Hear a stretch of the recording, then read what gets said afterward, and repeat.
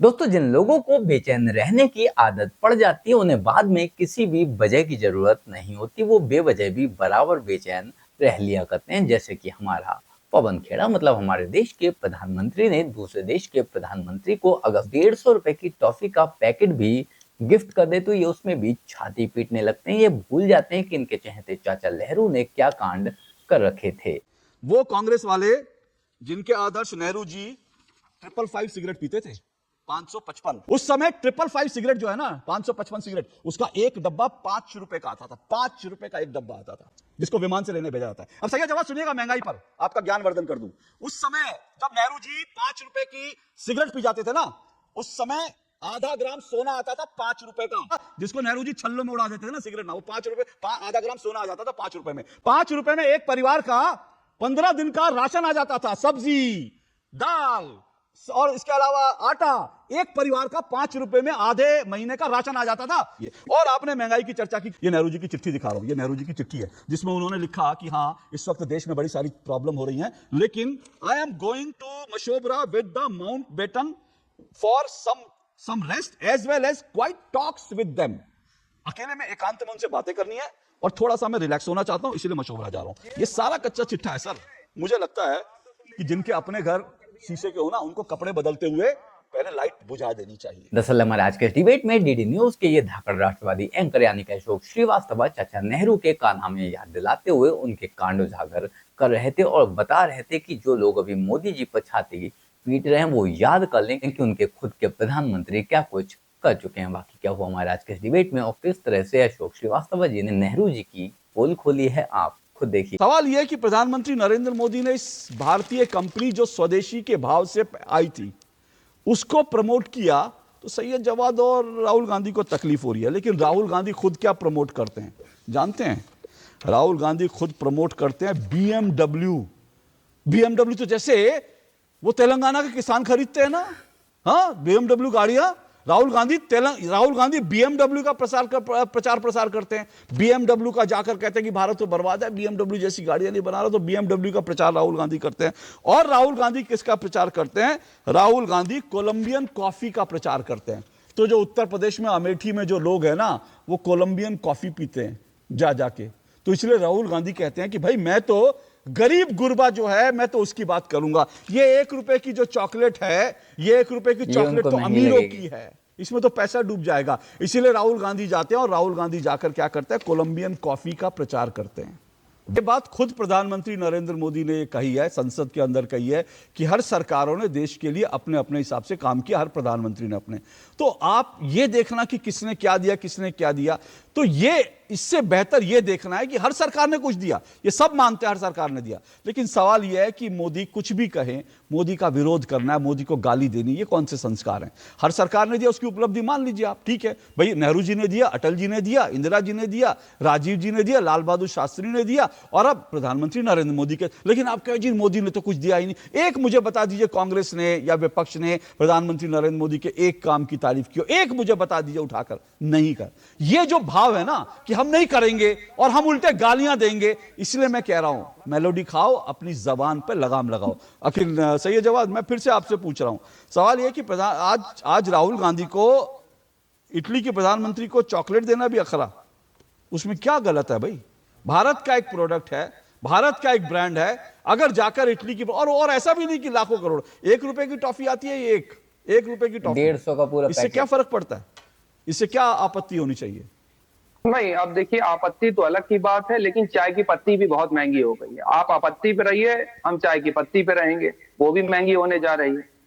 और चाय की पत्ती के साथ साथ दूध भी महंगा होने जा रहा है, पनीर भी महंगा होने जा रहा है। फिलहाल दूध तो और महंगा हो ही गया है। तो चाय भी साहब, जो गरीब आदमी पार्ले जी का बिस्कुट पहले 5 रुपए का आता था 100 ग्राम का, आज वो 10 रुपए का हो गया है, जिसमें बड़ी चाह से आप खाते थे। गरीब आदमी आजकल पार्ले जी भी नहीं खाया जा रहा है। और पार्ले जी की ही कंपनियों ने कहा था कि भाई साहब महंगाई बहुत हो गई है, तो आप जिसकी बार बार प्रचार और प्रसार कर रहे हैं, जिसका वो टॉफी भी बड़ी महंगी होने वाली है साहब, देख लीजिएगा। तीसरी सबसे बड़ी बात, हरी स्वदेशी की बात हो रही थी, make in India, make in India.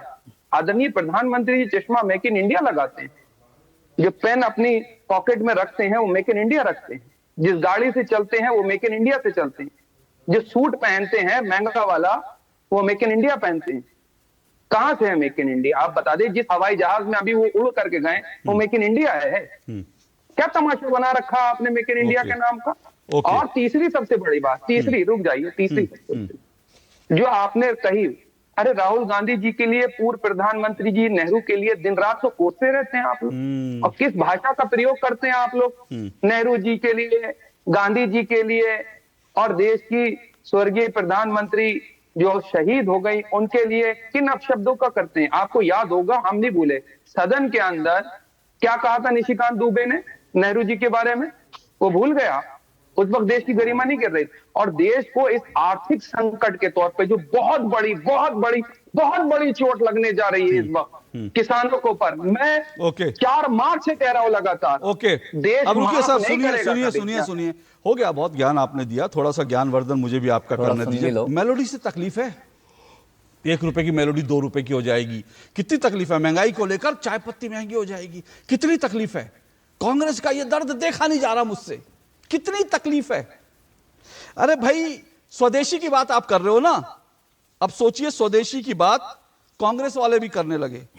वो कांग्रेस वाले जिनके आदर्श नेहरू जी 555 सिगरेट पीते थे, 555, और ये कहां की सिगरेट थी? ये थी British American tobacco, 555 cigarette.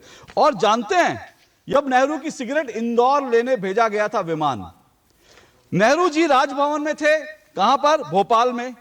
Bhopal में अधिकारियों का है नेहरू जी की फेवरेट सिगरेट 555 नहीं है, यह राजभवन का मैं आपको दिखा रहा हूं, राजभवन की डायरी से, यह मत व्हाट्सएप यूनिवर्सिटी नहीं है।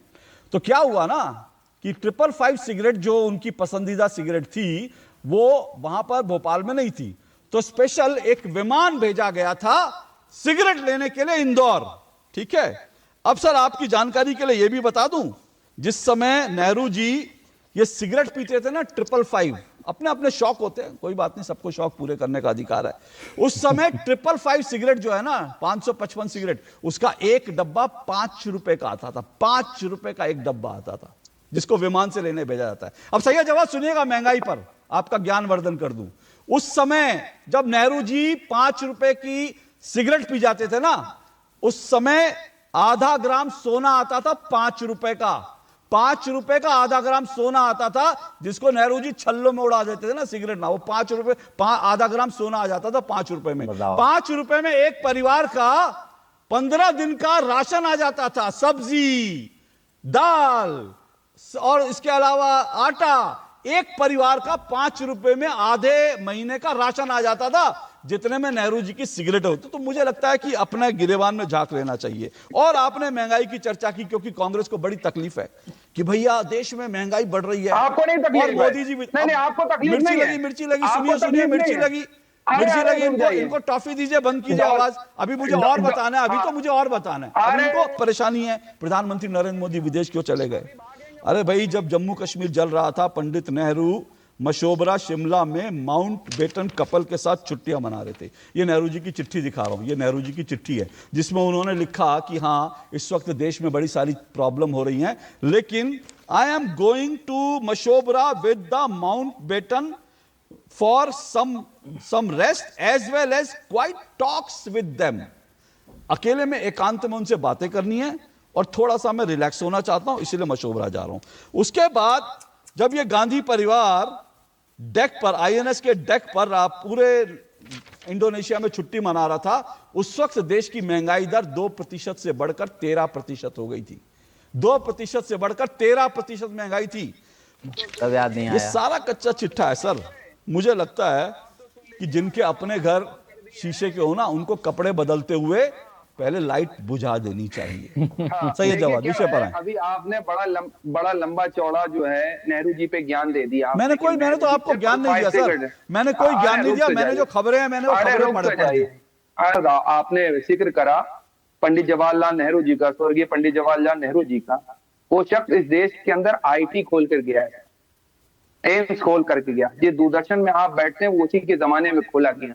भले ही वो 555 सिगरेट पीते थे, वो देश को ऐसे संस्थान दे गए हैं जो आज तक चल रहे हैं। इन्होंने क्या दिया?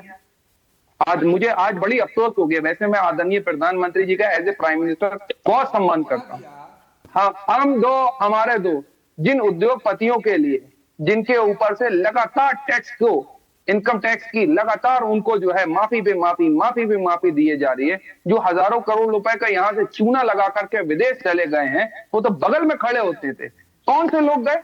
भले ही 555 सिगरेट आती थी, कौन से ऐसे उद्योगपति थे नेहरू जी के दौर में जो देश को चूना लगा करके चले गए? मुंद्रा का नाम सुना है? मुंद्रा का नाम सुना है आपने? वो तो आपने मुंद्रा का नाम सुना है? वो नेहरू जी के मुंद्रा घोटाला सुना है आपने?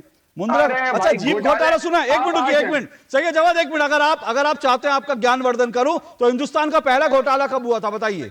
जीप घोटाला कब हुआ था और कौन था? और उस जीप घोटाले में किस पे आरोप लगे थे?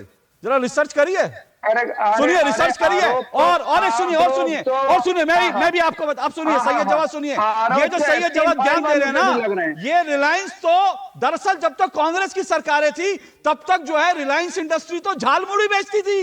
रिलायंस इंडस्ट्री झालमुड़ी बेचती थी और वो कुछ नहीं करती थी, झालमुड़ी। वो तो मोदी जी के आने के बाद रिलायंस इंडस्ट्री जो इतना बड़ा कारोबार बन गया, नहीं तो पहले तो झालमुड़ी बेचती थी।